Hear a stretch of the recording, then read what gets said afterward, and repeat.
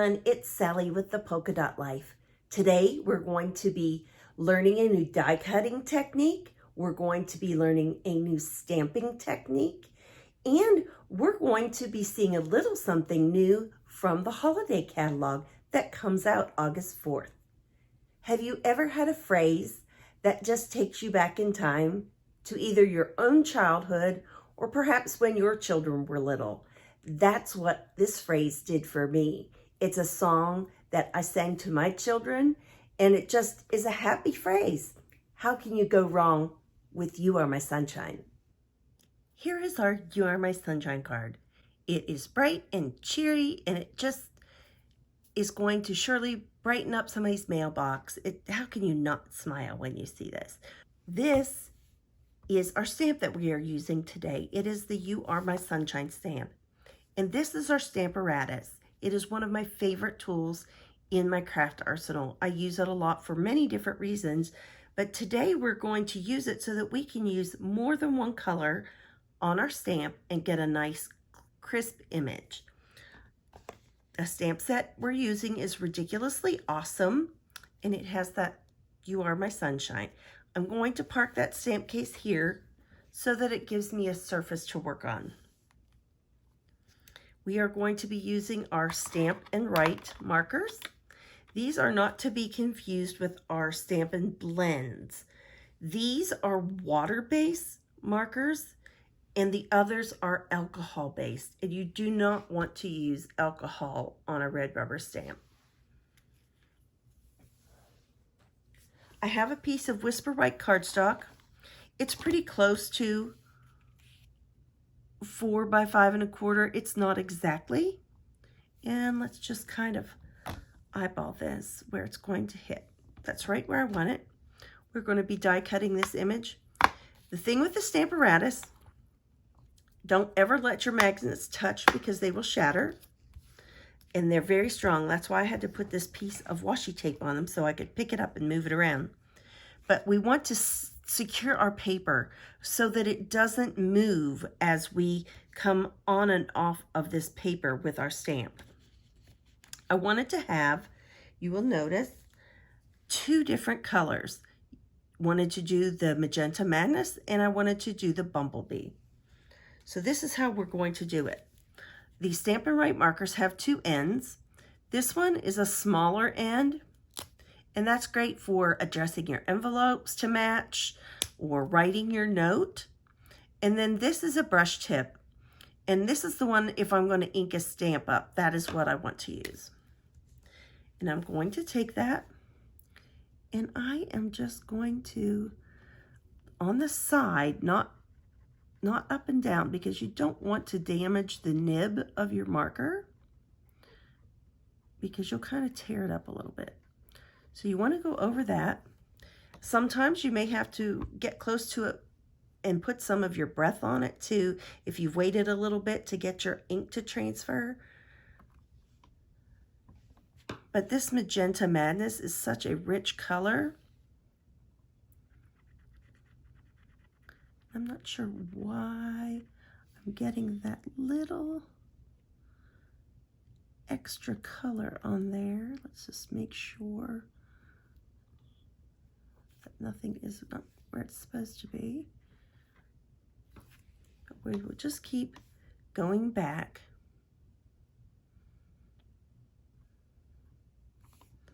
And we'll just let that rest over there so that that ink transfers.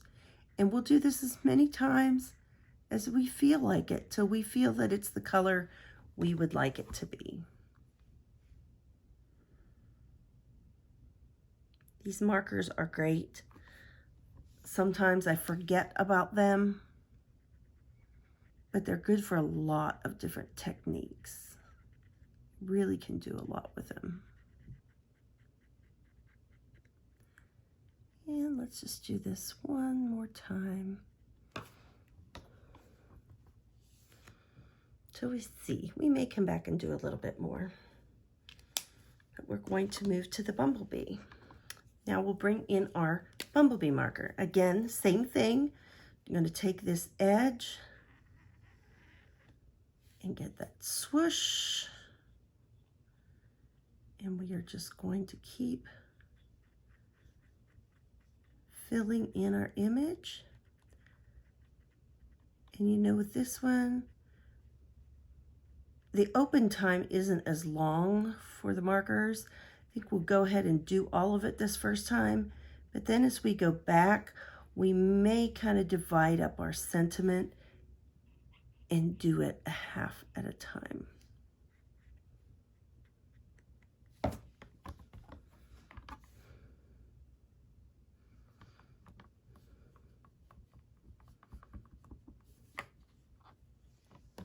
And see, this is one of those colors, yellows in particular, that it's kind of hard to get a really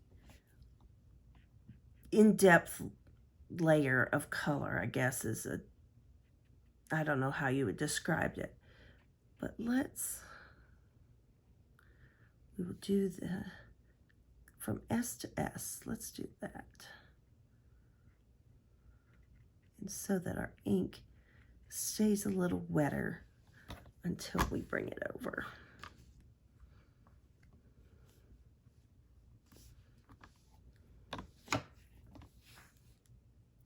And it's not going to stamp exactly like our inks do. I think especially I noticed it on this color, but like I said, yellows are a little bit difficult. But it's kind of muddled in different places. Not in a dirty way, but just, it kind of has a little marled effect to it.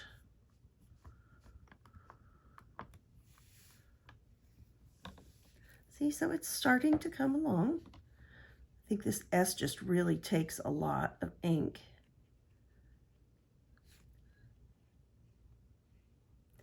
But it's just kind of a fun technique. You don't have to be super precise. You can be super messy, but you don't have to be super precise about it.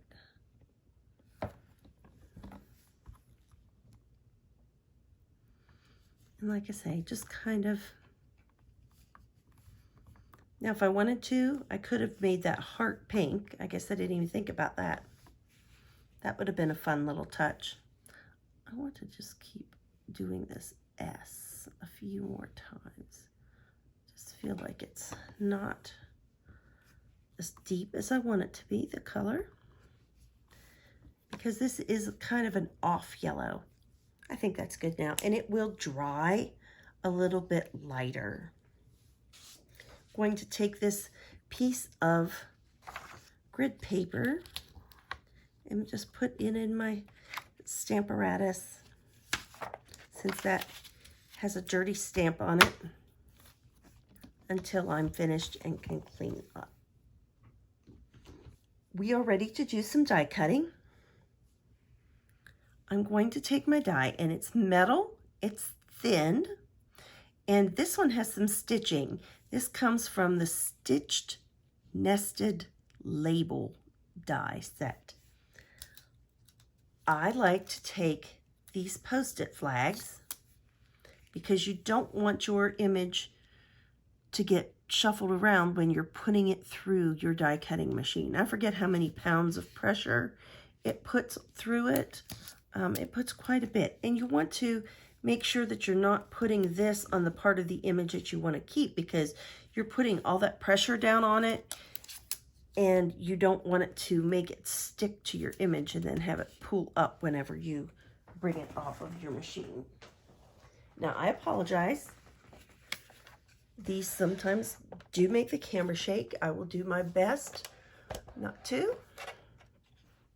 This is my Big Shot. We do not sell these anymore. We are getting a new die cutting machine that will come out August the 4th, and I am super excited. My plates, I need new plates, something terribly. And so I am just really excited about that. So depending on what you were doing, you would line up your machine a little bit differently. You'd use different plates and whatnot. But this is for die cutting, and so this is what we need to do. We keep my flaps down, we keep a regular base, and then we put this between two dies. And then you want to make sure that your fingers are clear. You hold on to this and you crank it through. And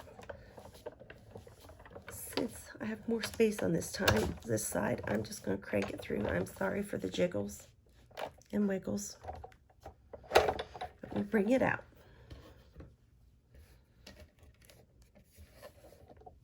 And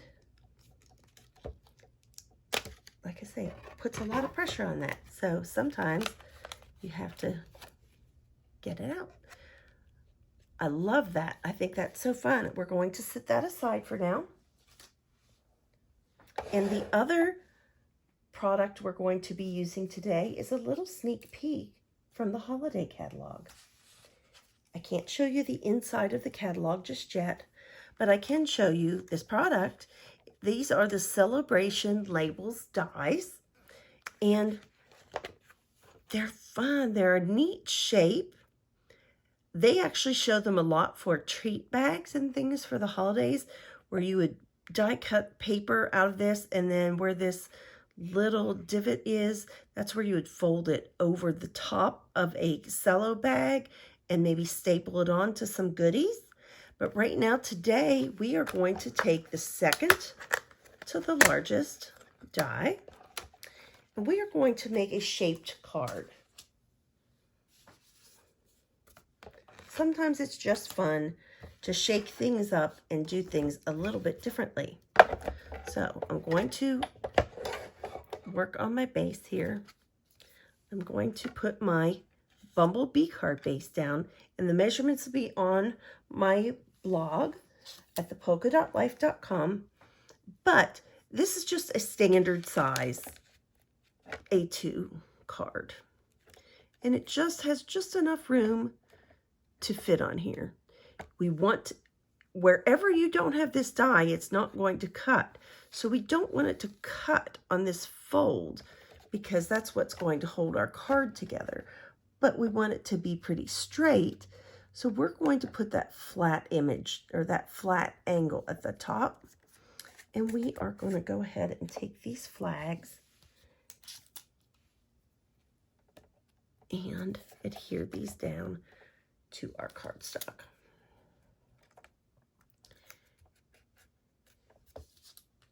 We are going to just put our plate right on top, and then we just are going to put it through the machine like we always do. It's a little stiffer because there's 2 layers of cardstock. And you can hear the pressure release. You can feel it.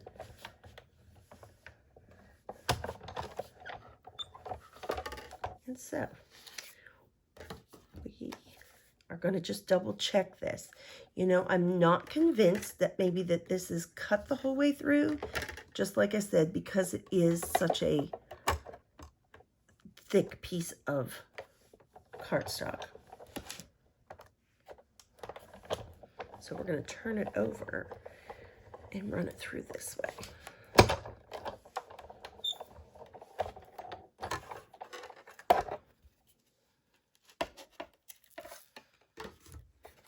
Let's see. Great, super. Isn't that a fun shape for a card? It just makes me happy. So sometimes you get some little bits and stuff. You just have to clean off the dust. I've used my machine a lot lately, so it has a little dusty. I need new plates, and sometimes if you need new plates, then, you know, if you've cut dark colored cardstock previous to a light, you might get some little bits. So you just need to swipe those away. So now you see how that opens up. That really isn't hard to do. It's just like they say, you have to have the right tools for the right job. And we're going to have our other little piece here. And we're going to be putting a ribbon up here. So let's put this down a little bit lower. And I would like to put this up on some dimensionals. And you might make this card 3 times or 4 times, and none of them may look the same. Your stamping is going to look different. Your shape of your card might be just a little bit different depending on whether you place that die higher or lower. I like to put a lot of dimensionals because my cards, almost all of them, go through the mail. We don't live near our family, and so if I am sending to family members, then it's going to go through the postal service. And, you know, it's automated and they have a lot of machines. This is overkill, but I'm happy to do it. And then we take our Get Your Pick tool and we just pull our backings off. And then I can just put these right down in my trash can. This one did not come off, nor did this one. I find that I can do about 3 or 4 before having to empty it, but I don't know, today it's being just a little bit naughty. Like I say, a lot of times I will put glue on my dimensionals, but today, for the sake of time, I'm just not going to. Just gonna see that we have that. Before we push anything down, I feel like maybe it needs to go to my right a little bit. Right here would be the center point, I guess, but the S is a little bit larger, so there we go.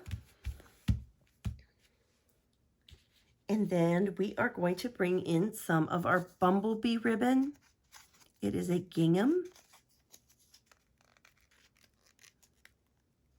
And a lot of times when I have my ribbons, I put a glue dot on the end so that it doesn't come unwound, because we have 3 cats and bad things happen when they get a hold of ribbon if it's left unkept on the spool. I'm not the best at tying bows, but we'll do our best. I just take a little bit of fussing, but I promise you it will be worth it. And I would rather work with it a little bit too long than too short. So I'm going to pull this through a little bit further.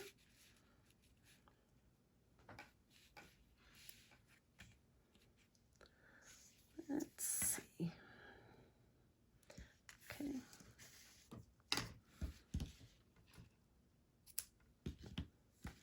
And I probably got that way longer, but I will save any little tidbits that I have, because you can always do fun things. You can make little extra ribbon come out of a sentiment, like a tail. You can just do all kind of fun little things. So let's see here. I am going to pull it this way. And I probably should have brought some glue dots over here with me.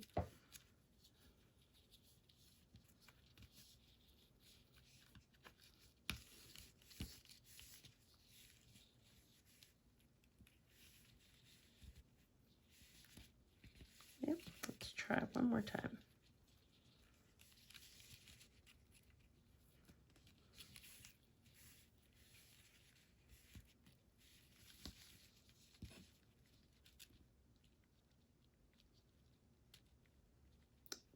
On there. There we go. Of course, that is way too long. So we're going to pull our loops in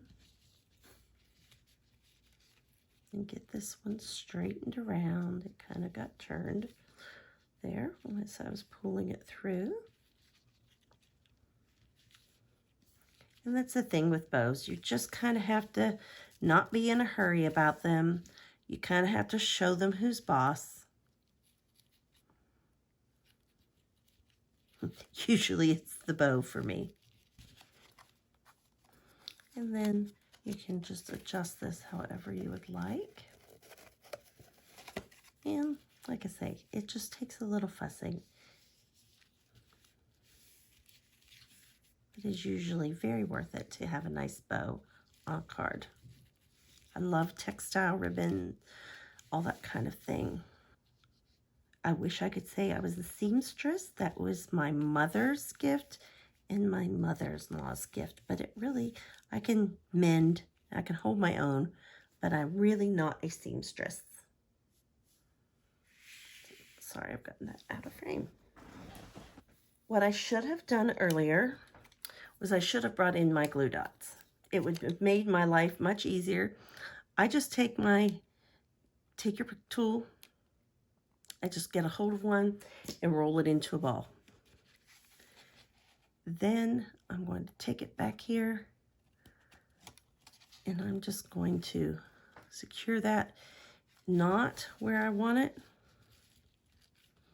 And then you can fuss at it a little bit more to get it to lay just how you like, and fix your loops.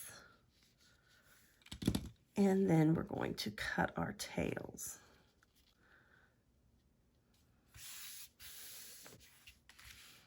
Great.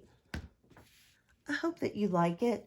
I think it's just a very simple but fun card. Sometimes you just need a little gift really, really quickly. So you grab a gift card and you'd make a card, and then you would just be able to get this out in the mail. Now, I did not take time to put a greeting inside this one. I usually like to put a layer. So let me show you here to get a little more ready for mailing.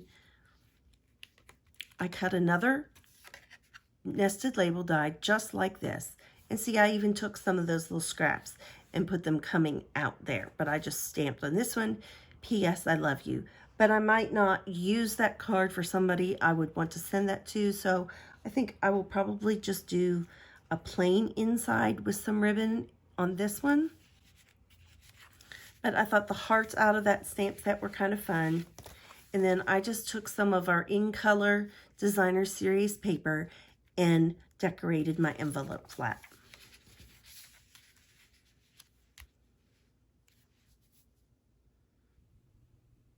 Thank you so much for joining me today.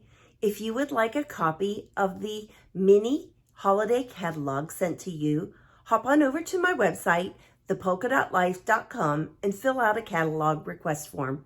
I would be more than happy to send one out to you. Remember to be kind, send a card, and do something creative. Bye-bye.